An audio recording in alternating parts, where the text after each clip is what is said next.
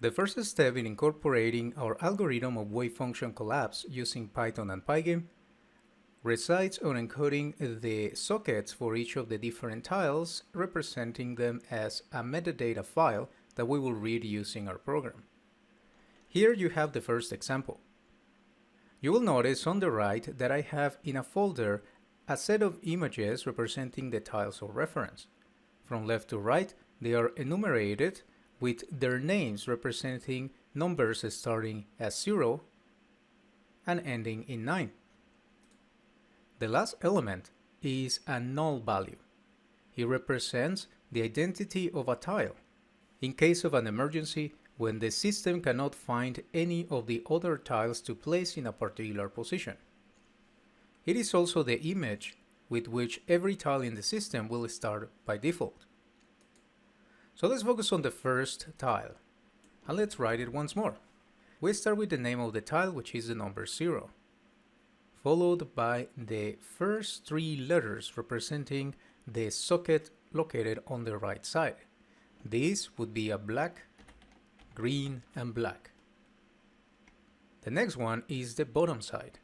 This one starts from the bottom right corner and moves towards the left.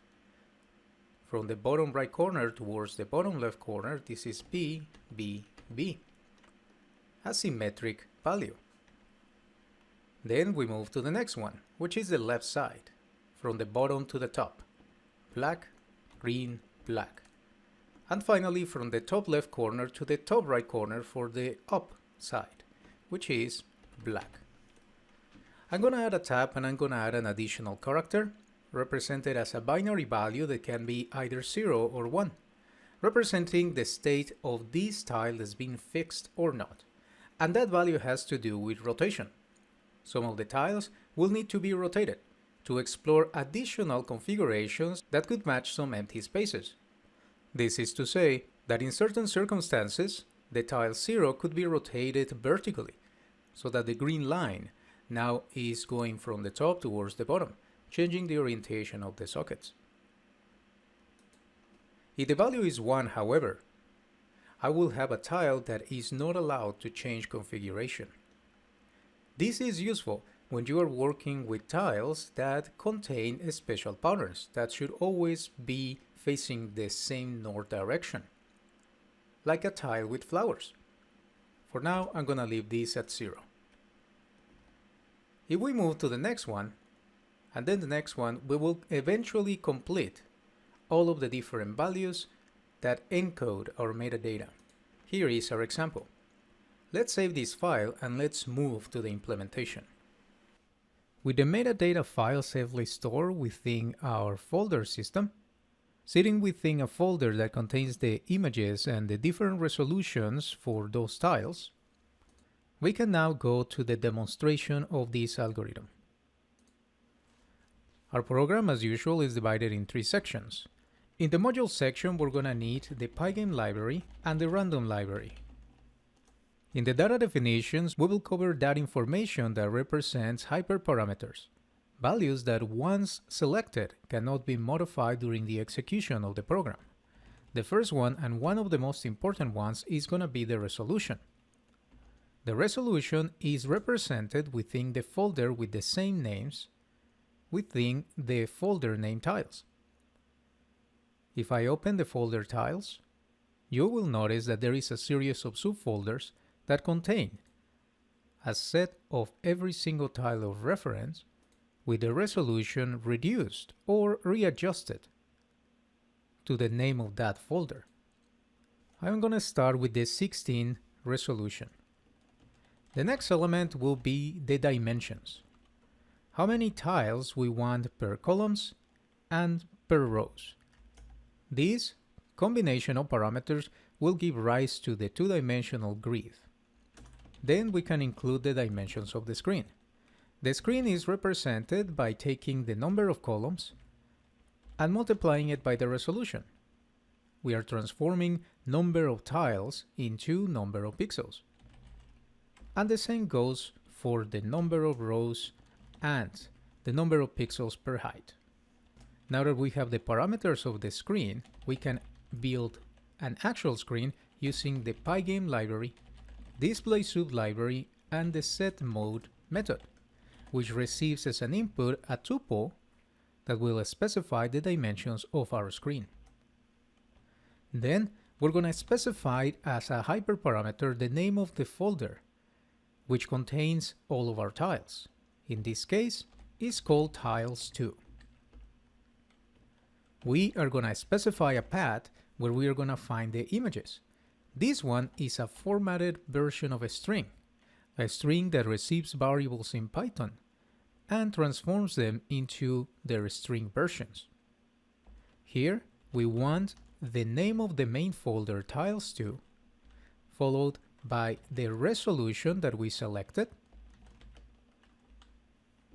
and from there we can find all of the different tiles of reference. We also need to specify the location of the metadata as a txt file.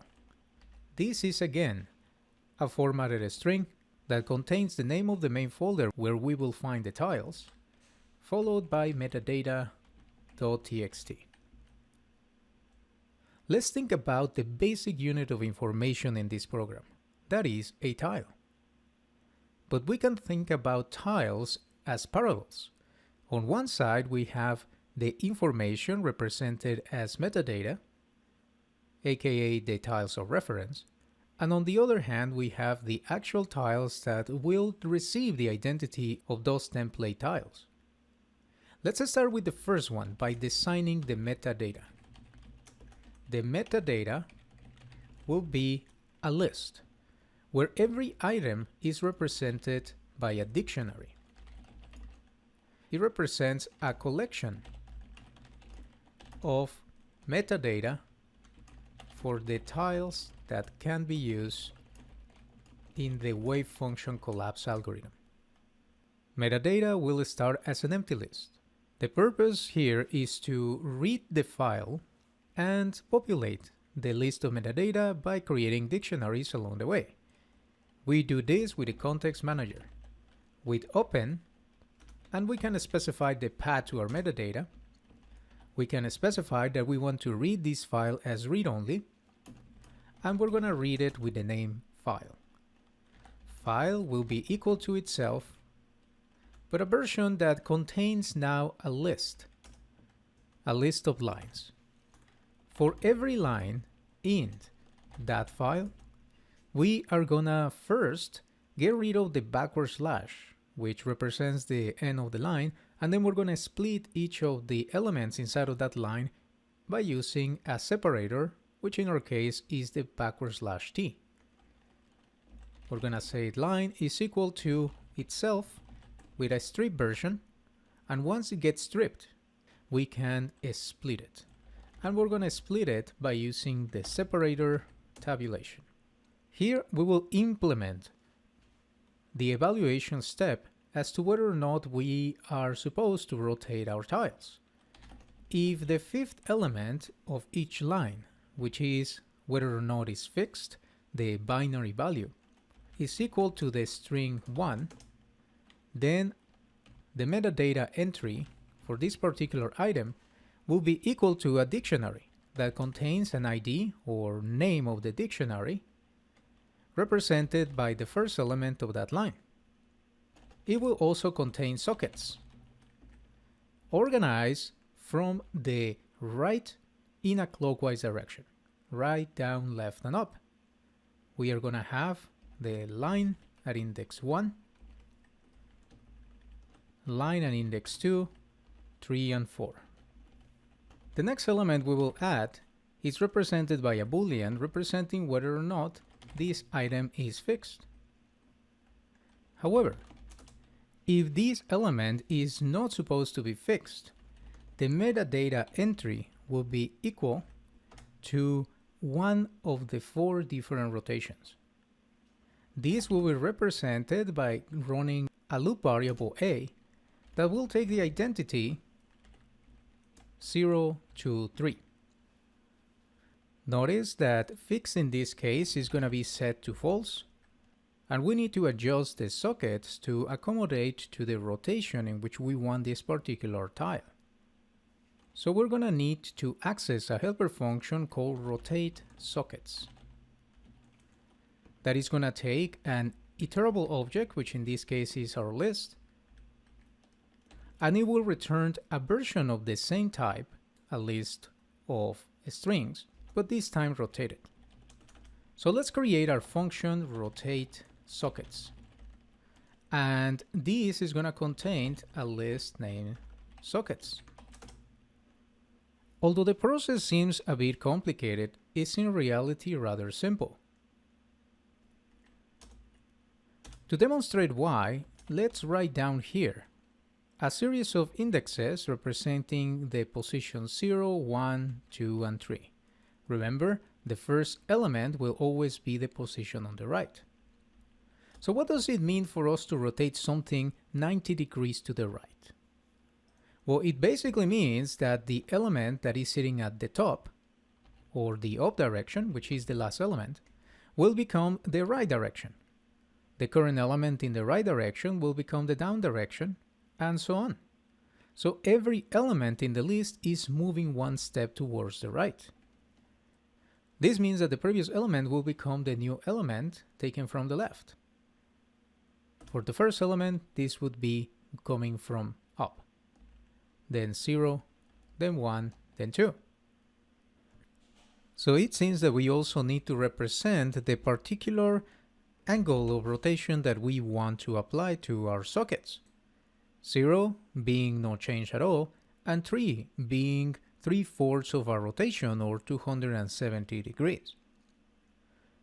This is information that therefore has to be passed directly to the call of our helper function, rotate sockets, and the value is going to be taken directly from the loop variable that we call a, where the purpose of this for loop is explicitly to provide the different rotations.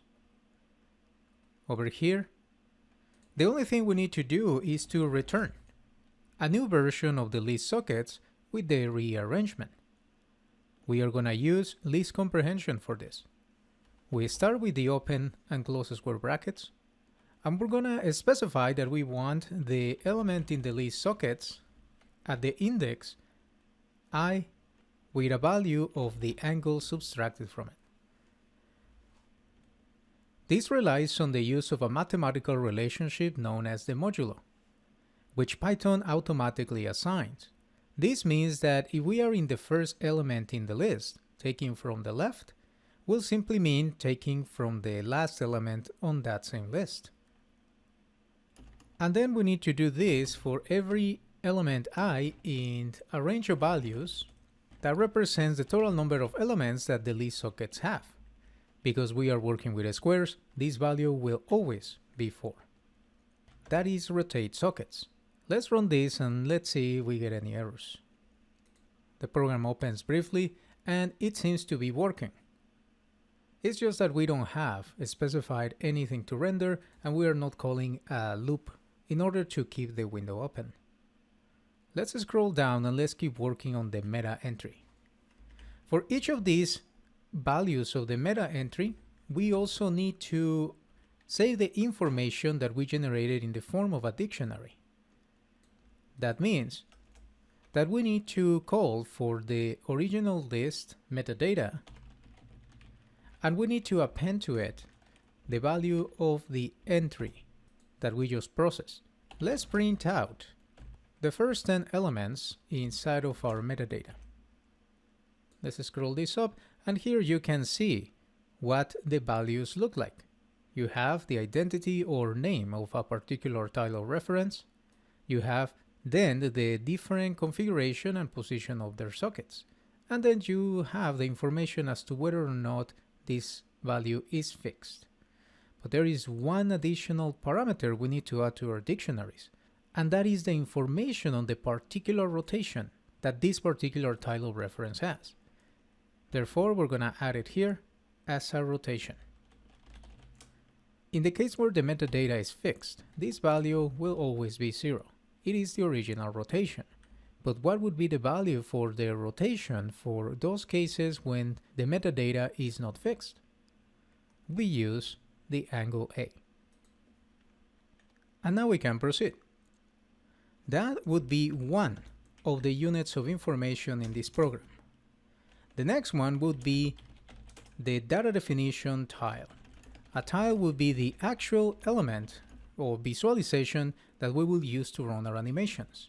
And it represents a tile for the animation of wave function collapse in a two-dimensional grid. In theory, this implementation can be adjusted to n dimensions.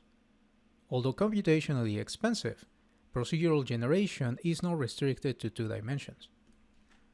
This element tile would be a class that starts with the constructor that contains self as the instance of the class when a new object that belongs to this template is created, and then the value C and R representing the columns and the rows in which this particular tile lives.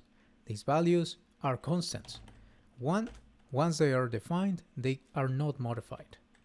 This means that the tile doesn't change positions within the grid, and it always has the same neighbors. Self.c, a form of registering the variables within our constructor, will be equal to C, the parameter that we receive from outside when we create that tile. In the same way, cell.r will be equal to R. The coordinate or position of the top left corner of the square that represents this tile will be calculated based on the value in C multiplied by the resolution. The position in Y will be equal to cell.r times the resolution. Then we need to load an image. If you remember, when we were making the metadata in the txt file, I mentioned that there was an additional tile, a black one, and this is always going to be the element listed as the last item in the enumeration inside of our folders. We are going to load it and we're going to save it as the default value with which the program starts. We say pygame, load an image, following the path, and adding a formatted version of the metadata at index -1.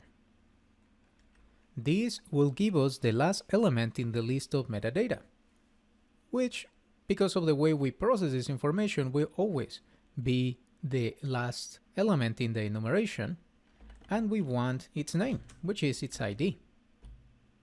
Then we can call .png. If this is too confusing, something you can do is just going to your file system and finding what is the last element.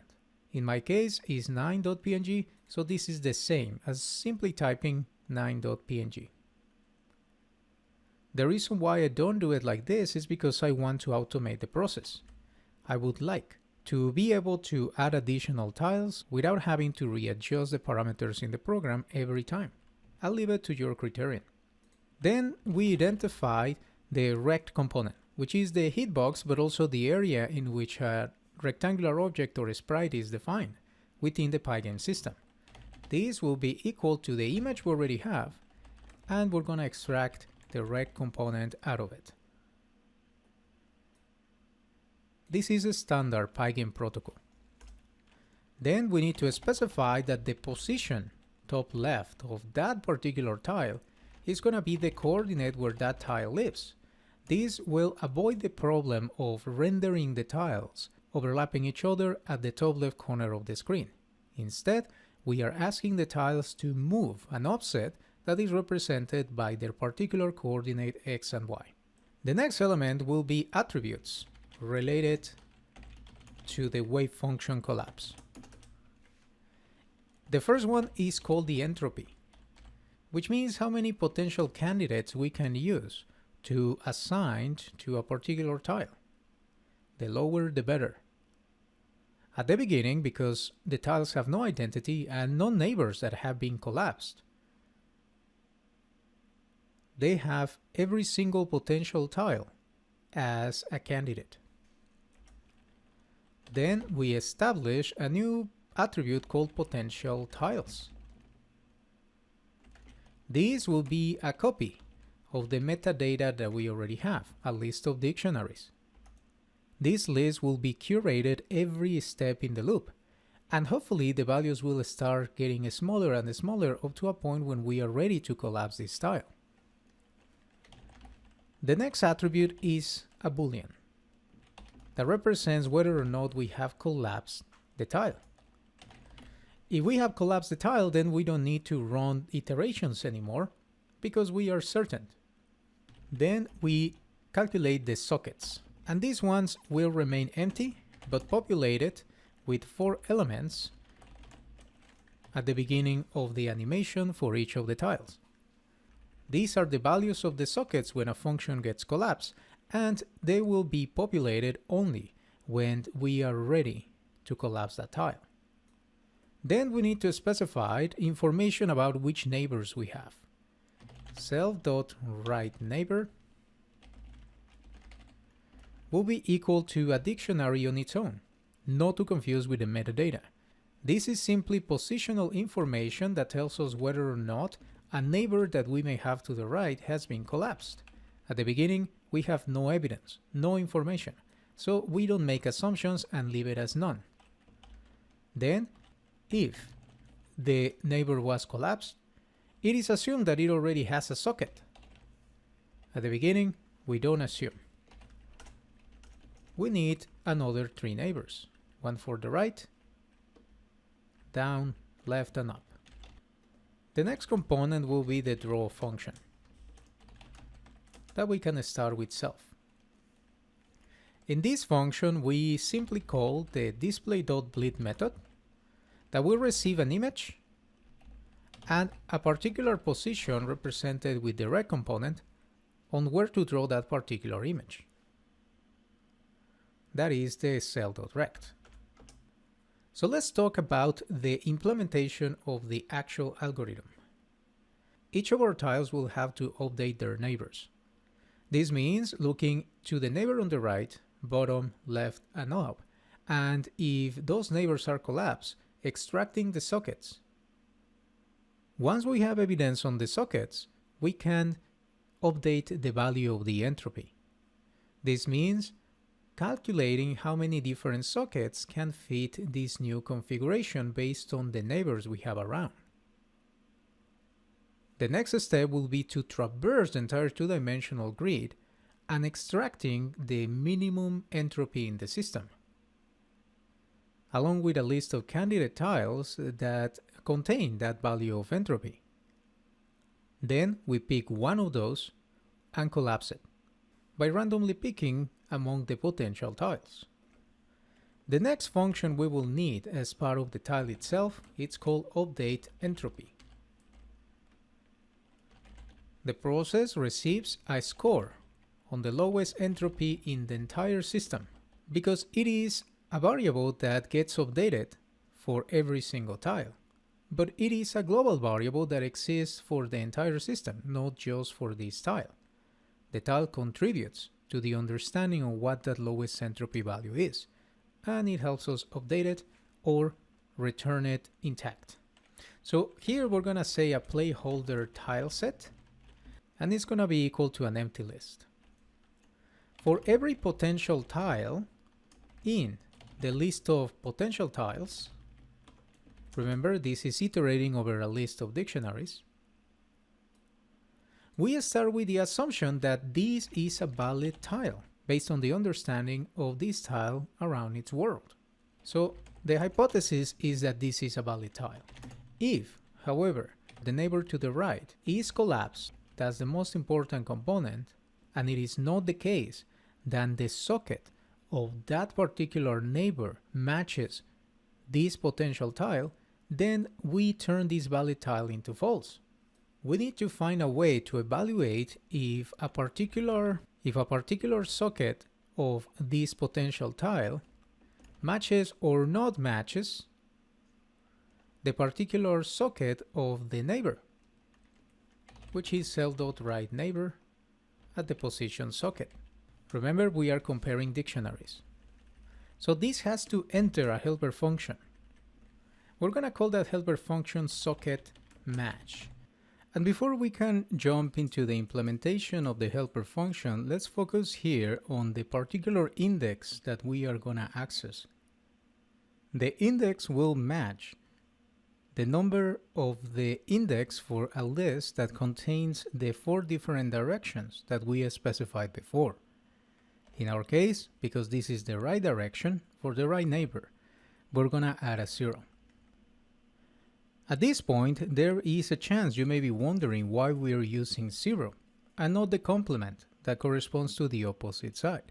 That would be the number 2 for the left direction, the adjacent side to the right neighbor, relative to this socket. And the reason why is because when we encode the information of the neighbor later in the implementation, that socket will already represent the complement. Let's implement the socket match function. This, being a helper function that is a global variable, will exist outside of the tile class. Let's call it socket match. And this is going to receive 2 strings that we will call the socket and the target socket. The general idea here is to compare opposite ends of the string. Let's take a look at this example here. Let's suppose that we have 2 squares, a tile on the left and a tile on the right, and the tile on the left has the sequence GGV, whereas the tile on the right has the sequence VVG.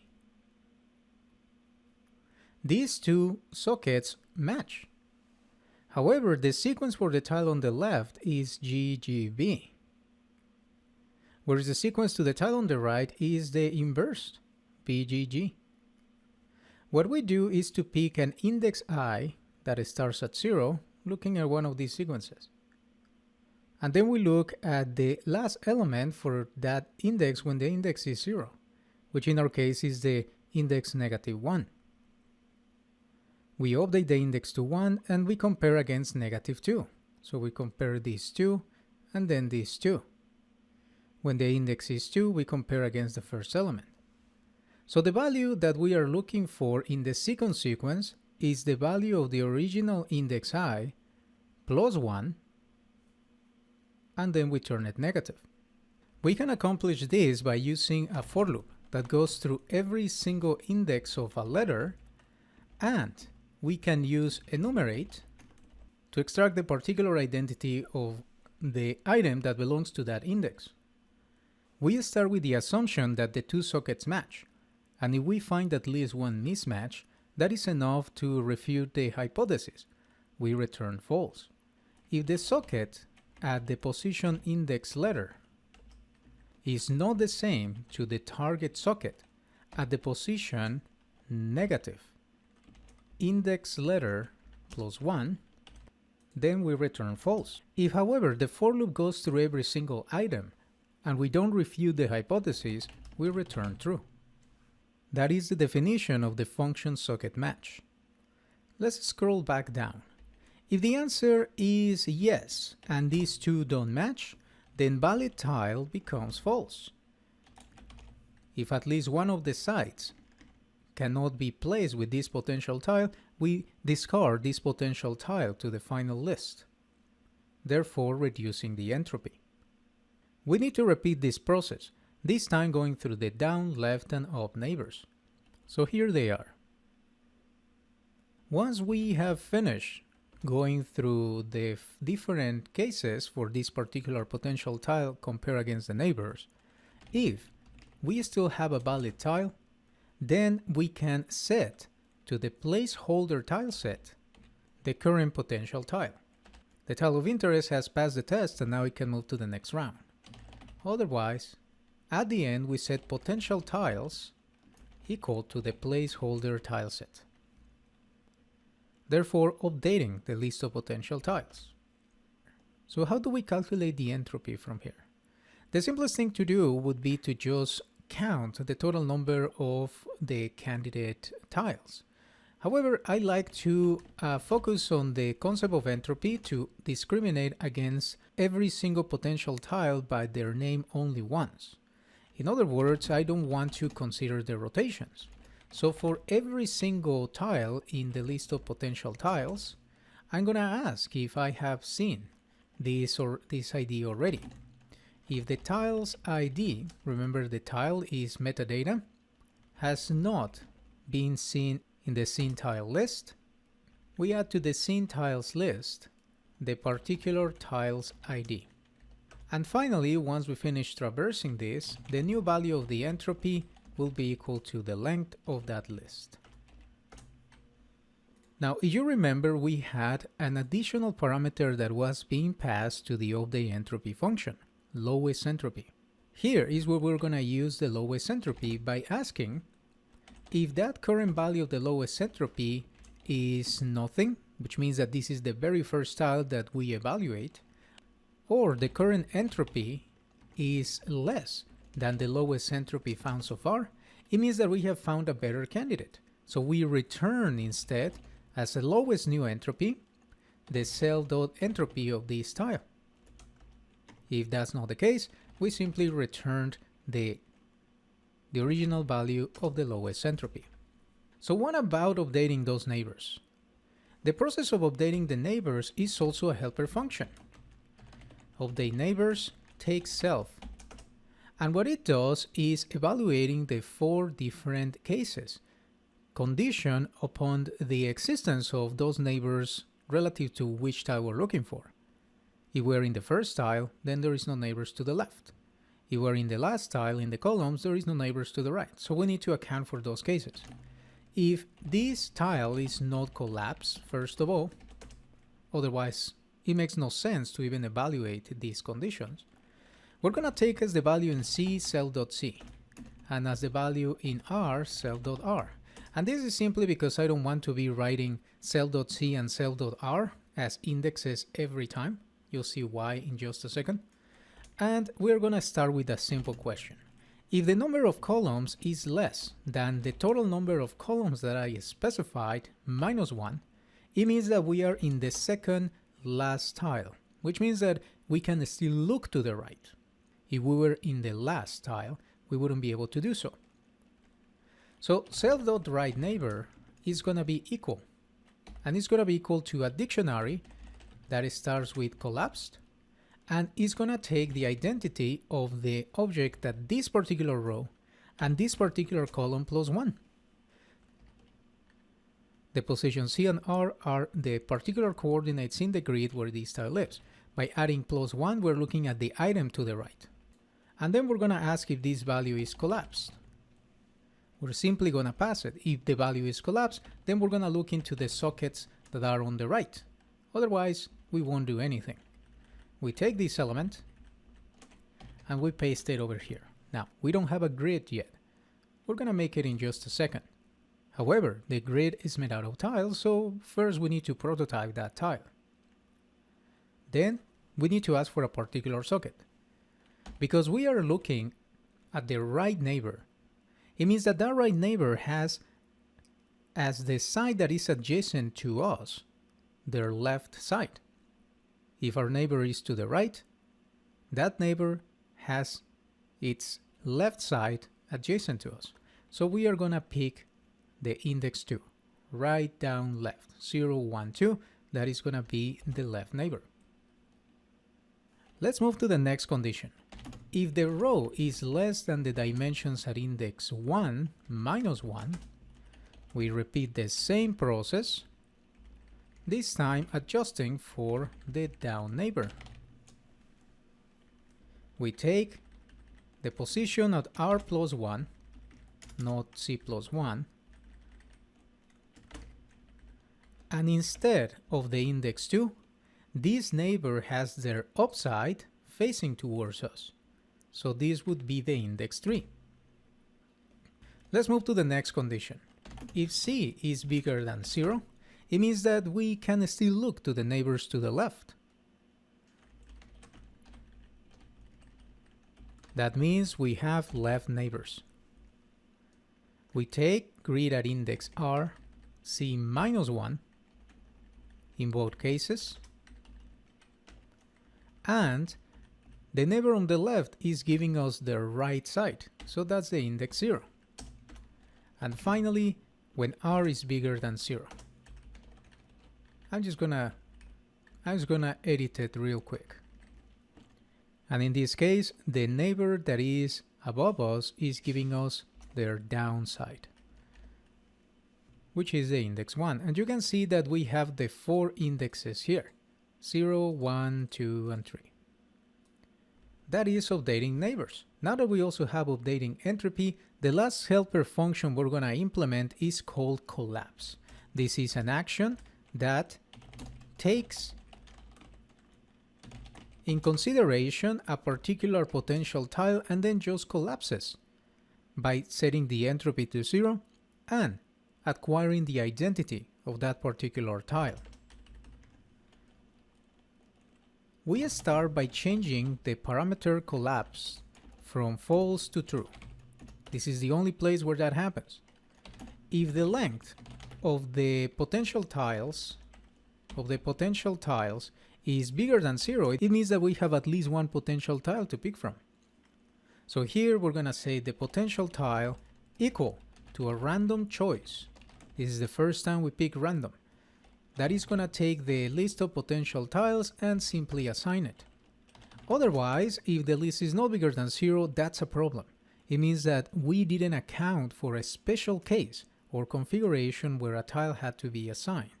Here, the potential tile would be the default, which will be metadata and index -1. Regardless of what happens in the previous step, we'll make the name the potential tile at the current ID.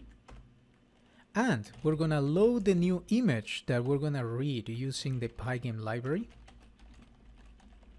Using that name, we take the current path within a formatted string and we look for the self.namefile.png.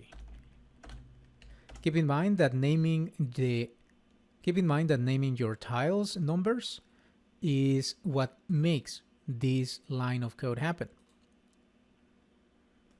Self.sockets will be equal to the potential tile at the index sockets. We, as a collapse tile, are acquiring the configuration of the sockets to give to our neighbors relative to the potential tile that we collapsed into. Then the entropy will be equal to 0. One of the last things we're going to do is to set the new image to be equal to the image of that potential tile. However, we need to also consider the rotation. So we set pygame.transform.rotate. And we're going to take as an input the previous surface, which is the image that we just loaded in line 115. And we're going to rotate for the potential style rotation. However, because of how Pygame works, moving to the right is actually going negative. So I'm going to need to add this negative value of rotation. And I need to multiply it for 90 degrees so that I turn straight angles. You can play with that parameter if you like, it's quite amusing. So that felt laborious and a bit intense, but that is the information that represents a tile. It seems that we have an error here as well. Let me find it. In ID. And this is a good teachable moment. So in line 52, I get the error that I get a wrong syntax. Python receives within its string format only one pair of double quotes. If I want to add more quotes, I need to make sure they are single, or vice versa.